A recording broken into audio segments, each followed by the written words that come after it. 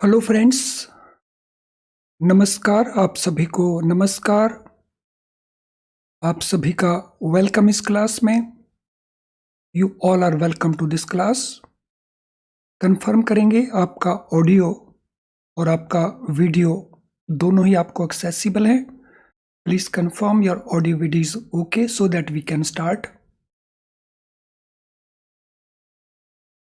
सो quickly confirm कर देंगे your audio video is accessible to you, it's okay.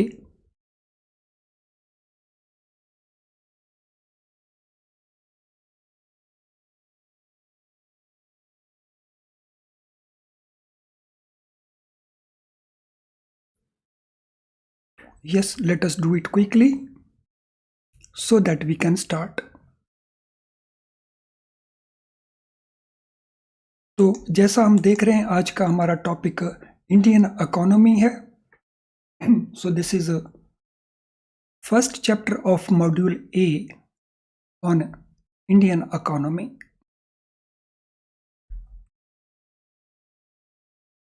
तो चलिए इसको शुरू करते हैं इंडियन इकोनॉमी को लेकर के।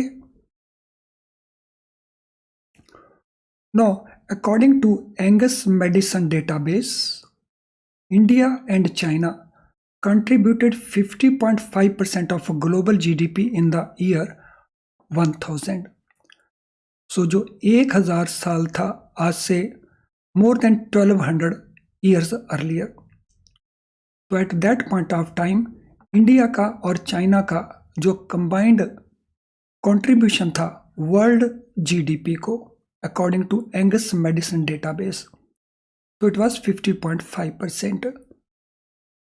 तो इस फैक्ट को केयरफुली नोट कर लेंगे। कौन सा डेटाबेस है? Angus Maddison database. और कौन सा ईयर है?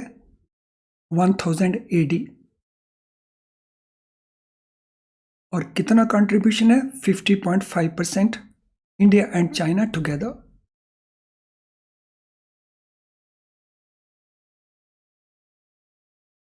इसके 600 साल बाद, in the year 1600 AD, so it increased to 52%। तो ये 52% हो गया अगेंस्ट 50.5%। It increase to 52%। और इसका जो ब्रेकअप है, so China 29% and India 23% global GDP का। सो वी कैन इमेजिन कि ये दो कंट्रीज का टोटल कंट्रीब्यूशन वर्ल्ड जीडीपी में, ग्लोबल जीडीपी में कितना था।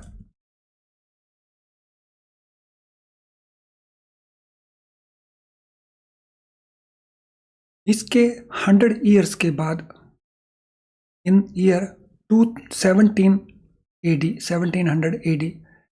चाइना का जो जीडीपी शेयर था वो डिक्लाइन कर गया था, जब इंडिया का it risen to 24.4%. So from 23% 100 years back, so it increased to 24.4% of world output. तो ये 3 इंपॉर्टेंट डेटा है हमारे सामने। सो पहला, ईयर 1000 AD में 50.5% कंबाइंड, 1600 AD में 52% combined, China 29 and India 23%. So in the next 100 year, India increased to 24.4%, लेकिन China का डिक्लाइन किया। और जब ब्रिटिश रूल आया हमारे यहाँ पे, तो उसने प्रॉब्लम क्रिएट की। So due to British colonialism, by 1820, यानी उसके 120 ईयर्स के बाद, इंडिया का जो शेयर था it came down to 16.1% in the global GDP. Indian share came down to 16.1% in global GDP.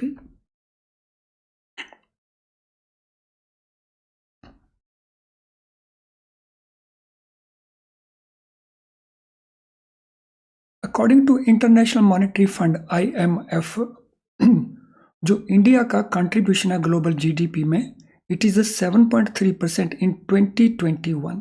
तो ये हमारे पास जो लेटेस्ट इंफॉर्मेशन है, सो दैट इज 7.3%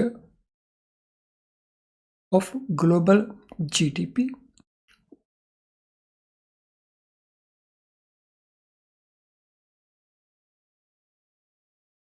तो ये ब्रीफ हिस्ट्री हुई। क्विकली मैं इसको रिकैप्चुलेट कर रहा हूं। सो ईयर 1000 के अंदर कंबाइंड था 50.5। 1600 ईयर के अंदर ये कंबाइंड हुआ 52%, जिसमें चाइना 29 और इंडिया 23। 17 में China declined, India increase to 24 point, how much, 24.4।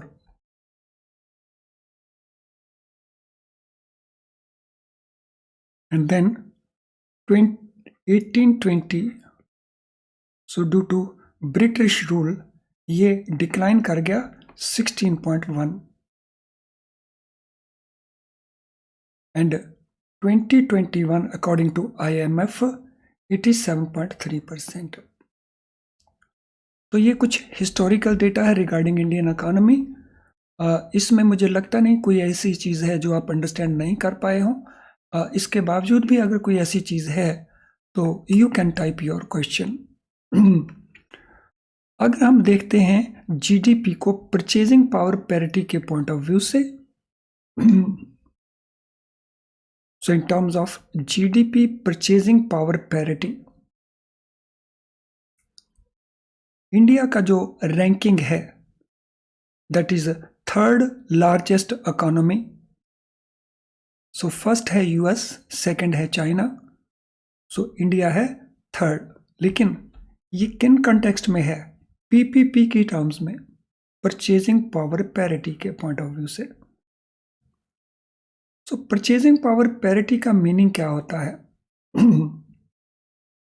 जब आप यूएस में हैं तो आप परचेजेज यूएस डॉलर में करते हैं।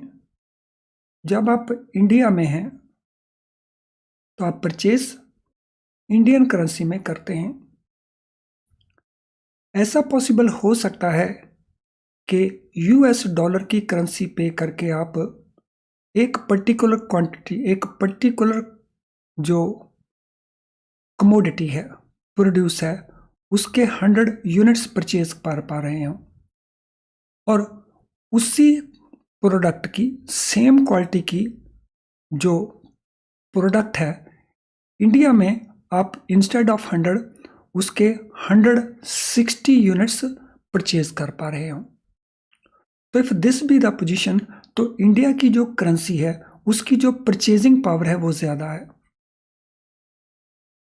तो इसी के बेसिस के ऊपर जब इकोनॉमी का रैंकिंग किया जाता है तो ये बन जाता है परचेजिंग पावर पैरिटी, यानी इंडियन रुपी की इंडिया के अंदर परचेजिंग पावर ज्यादा है compare to US dollar purchasing power in USA.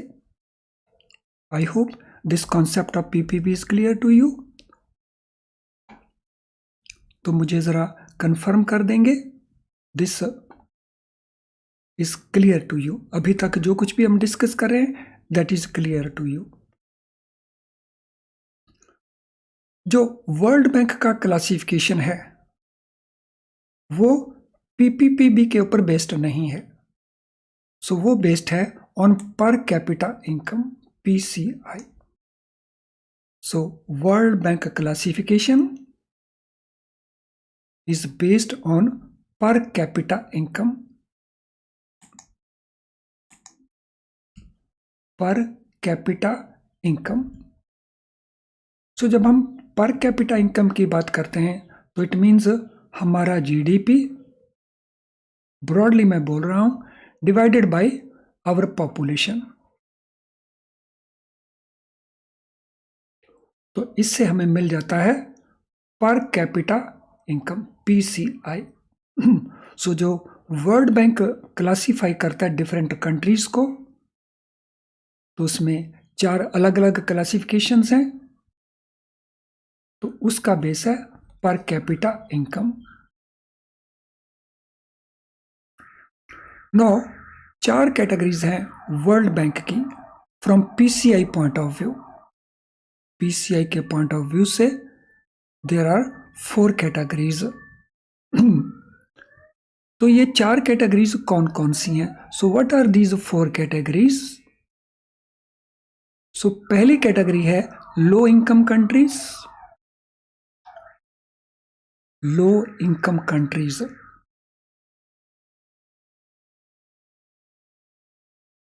Second one is lower middle income countries.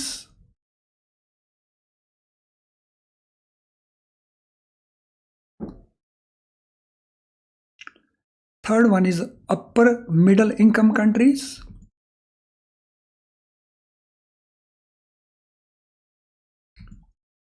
And then we have higher income countries.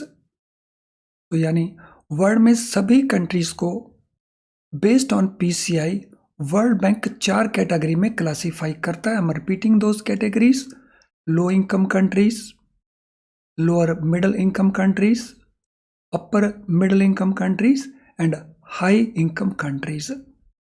और इंडिया का classification according to World Bank PCI कहाँ पे stand करता है, तो उसको देख लेते हैं। सो जो इंडियन इकोनॉमी है वो फॉल करती है lower middle income economy classification में। तो we fall in lower middle income economy, यानी नीचे से सेकंड के ऊपर, और ऊपर से थर्ड के ऊपर high, then high middle, then low middle. तो यहां तक मुझे बताइए किसी कॉन्सेप्ट में आपका कोई क्वेश्चन हो, and you are able to write everything, you are able to understand everything also, तो क्विकली मुझे कंफर्म कर दीजिए। अगर आपका कोई क्वेश्चन है तो क्वेश्चन टाइप कर दें, अदरवाइज क्विकली टाइप कर देंगे NQ। तो मैं वेट कर रहा हूं आपके कंफर्मेशन का। तो all of you quickly type कर देंगे NQ अगर आपका कोई क्वेश्चन नहीं है तो। कर दीजिए फटाफट, और अगर कोई क्वेश्चन है तो you can type your question. No countries that have per capita income between $996 to 3895 they fall into this classification. यानी लोअर मिडिल इनकम कंट्रीज की जो वैल्यू है पर कैपिटा इनकम की US डॉलर्स के अंदर है, तो ये उसकी रेंज है। इट मीन 996 से नीचे we have low income countries. $996 से लेकर के $3895 के बीच में जो कंट्रीज फॉल करते हैं, so they are lower middle income economy. और इंडिया का जो पर कैपिटा 2019 के अंदर it was PCI 1891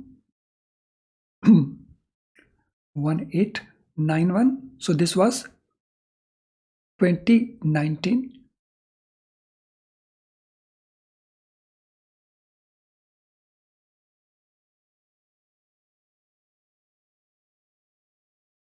Indian economy in terms of PCI is ranked quite low।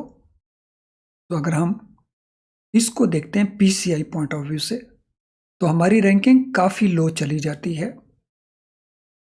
तो then our ranking is very low. तो अगर हम PPP टर्म्स में देखते हैं तो हमारी इकोनॉमी की रैंकिंग नंबर 3rd के ऊपर आ जाती है। और अगर हम ओवरऑल GDP देखते हैं तो हमारी रैंकिंग नंबर 5 के ऊपर आती है। और अगर हम PCI पॉइंट ऑफ व्यू से देखते हैं जो वर्ल्ड बैंक का क्राइटेरिया है, तो we are at a very low ranking. और जो लो पर कैपिटा इनकम है उसके पीछे रीजंस क्या हैं वो भी नोट कर लेंगे। So low per capita income is mainly attributed to, उसके पीछे रीजंस क्या क्या हैं? So high level of poverty, हमारे यहाँ जो पॉवर्टी का लेवल है that is very high. Almost 80 crore people ऐसे हैं जिनको गवर्नमेंट सपोर्ट करती है by providing 5 kg of grains. Then per capita income is low because of unemployment. And general population में जो हमारा इलिटरेसी लेवल है वो भी हाई है, जिसके कारण हमारी जो स्किल्स हैं they are also quite low. So these are the reasons behind the low per capita income.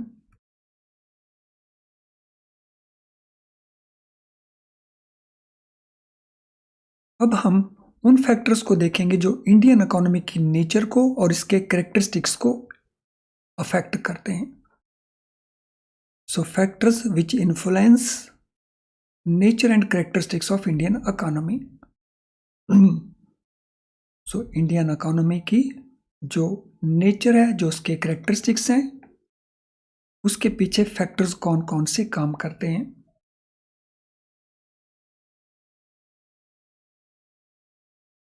So first is low per capita real income. हमारी जो रियल इनकम लो पर कैपिटा टर्म्स के अंदर है तो वो बहुत कम है.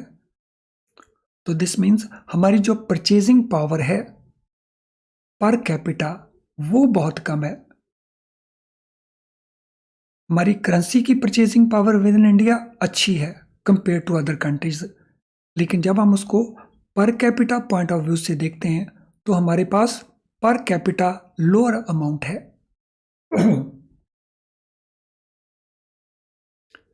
सेकेंडली रैपिड पॉपुलेशन ग्रोथ है. हमारे यहाँ जो पॉपुलेशन का ग्रोथ है वो रैपिड है. तो जब हम जीडीपी को डिवाइड करते हैं करंट पॉपुलेशन के साथ तो हमारी जो पीसीआई है वो कम रह जाती है. सो rapid population growth. And it is estimated कि इंडिया अब वर्ल्ड का मोस्ट पॉपुलस कंट्री बन चुका है. तो चाइना को हमने पीछे छोड़ दिया है, ऐसा एस्टिमेट किया जाता है. We are most populous country in the world.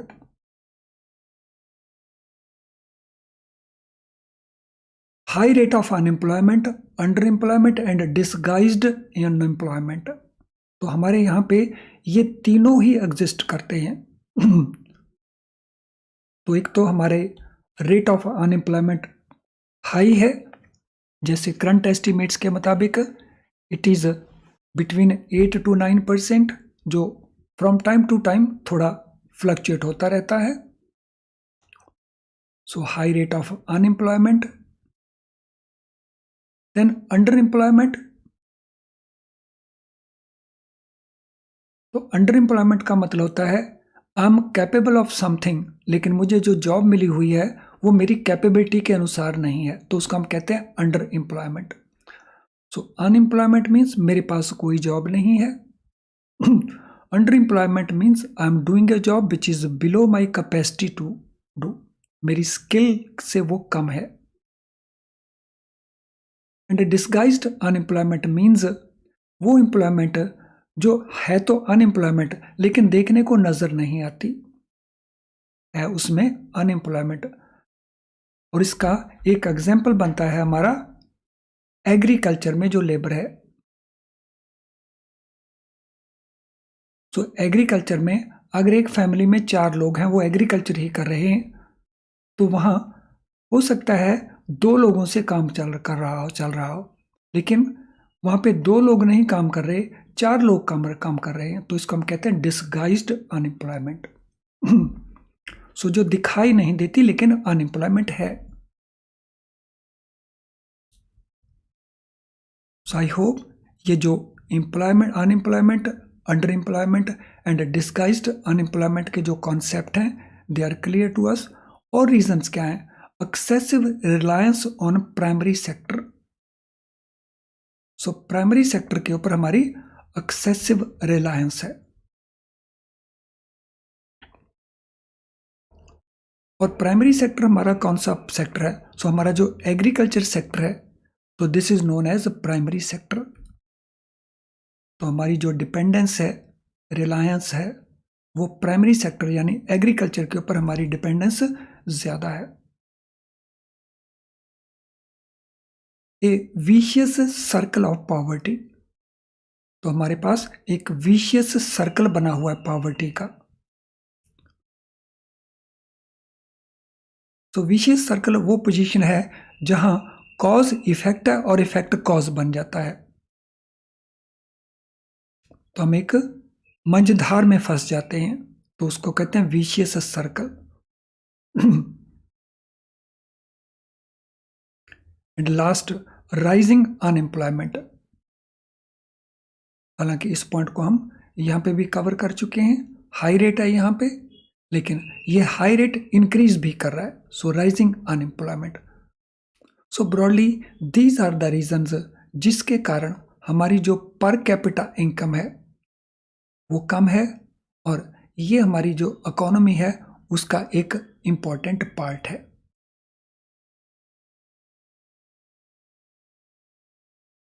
तो अब हम नोट करेंगे इंडियन इकोनॉमी में जो 3 सेक्टर्स हैं। So important sectors of Indian economy, यानी जो टोटल हमारा जीडीपी है, ये जीडीपी हमारा कहां से आता है? So it comes from 3 sectors. Agriculture से आता है, मैन्युफैक्चरिंग से आता है,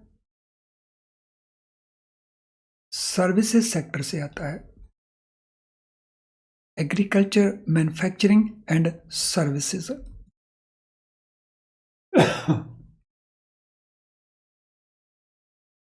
सो ये 3 सेक्टर्स का कंट्रीब्यूशन 1950 में क्या था और करंटली क्या है, इन दोनों को हम नोट कर लेंगे। सो एग्रीकल्चर था एट दैट टाइम 53.1%। सो जब हम आजाद हुए थे उसके 2 साल के बाद 53.1% of our GDP, that was agriculture.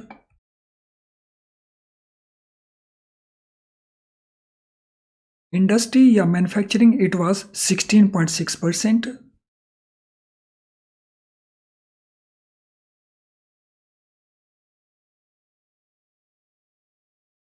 And services, it was 30.3%.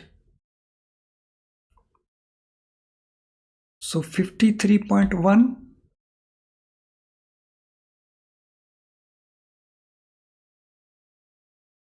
industry 16.6, services 30.3%. Now position has undergone lot of change. तो अप्रोक्सीमेट बेसिस के ऊपर मैं बात कर रहा हूं, I am not talking about exactly. So agriculture is around 16-17%,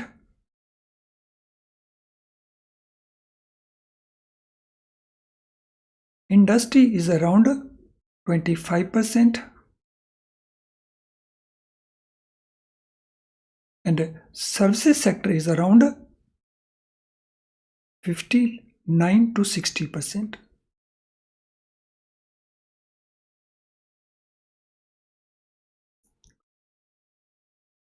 So this was 1950. This is current position, यानी इसमें स्ट्रक्चरली बहुत सारा चेंज आ चुका है। सो एग्रीकल्चर का share which was more than half of our GDP, it is not just 16-17%.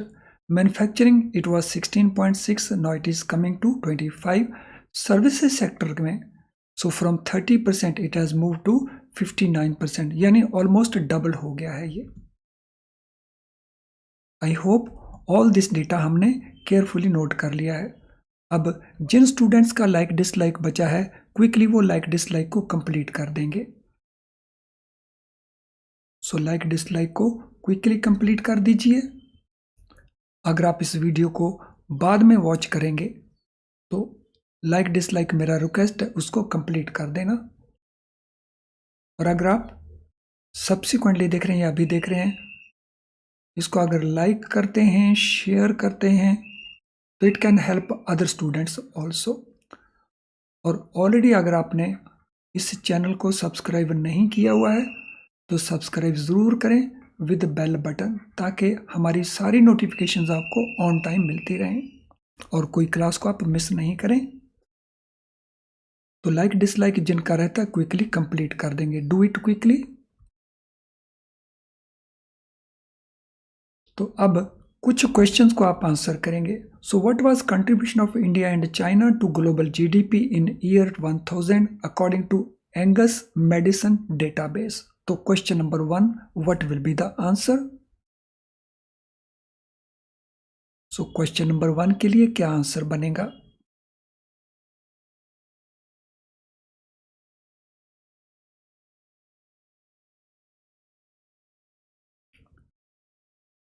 So it was 50.5%. Question number 2. What was contribution of China to global GDP in the year 1600 AD? Question number 2. China का contribution global GDP में year 1600 में कितना था?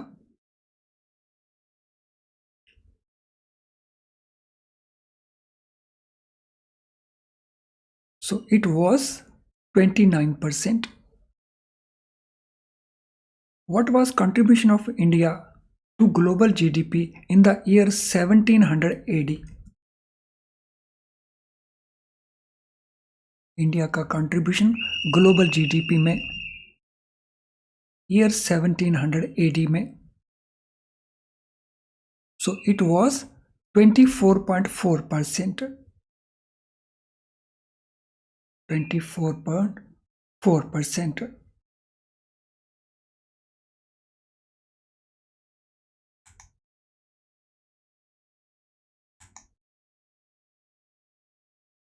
How was India's contribution to global GDP affected by British colonialism?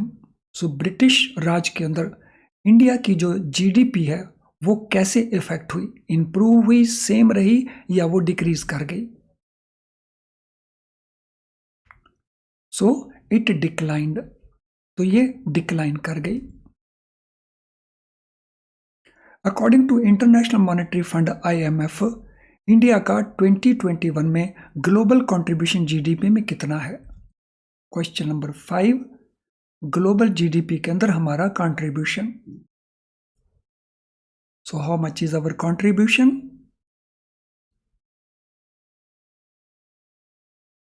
So this contribution was 7.3%. Question number 6. What is India's ranking in terms of GDP purchasing power parity according to IMF? IMF के मुताबिक हमारी purchasing power parity के अनुसार हमारी economy की ranking क्या है? So this ranking is third. According to World Bank classification based on per capita income, which category does India fall under? तो इंडिया किस कैटेगरी में फॉल करता है? Question number 7.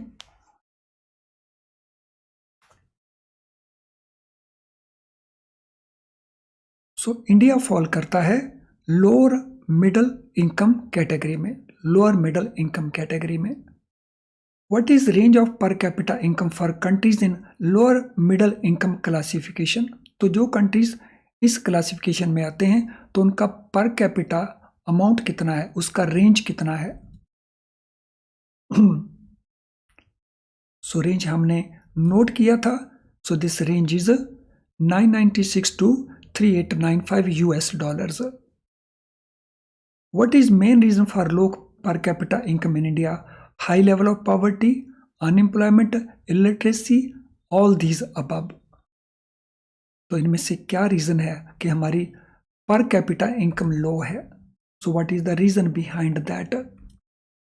तो ये सारे के सारे ही रीजंस हैं, all these reasons are there. And last question, what was contribution of agriculture, industry and services to India's GDP in 1950? तो 1950 के अंदर इन 3 सेक्टर्स की जो कंट्रीब्यूशन थी परसेंटेज टर्म्स में, वो कितनी कितनी थी? So that was 53.1%, 16.6% and 30.3%। चलिए फ्रेंड्स, आई एम श्योर हमारा ये लेसन यूजफुल रहा। तो अब हम अगली क्लास में कंटिन्यू करेंगे, जो हमारी पीपीबी की क्लास है आज। तो अभी किसी को कोई क्वेश्चन पूछना हो क्विकली तो you can ask any question, otherwise फिर एक तरह से हम वाइंड अप करते हैं and within 5 minutes we meet in the next class. Thank you, all the best.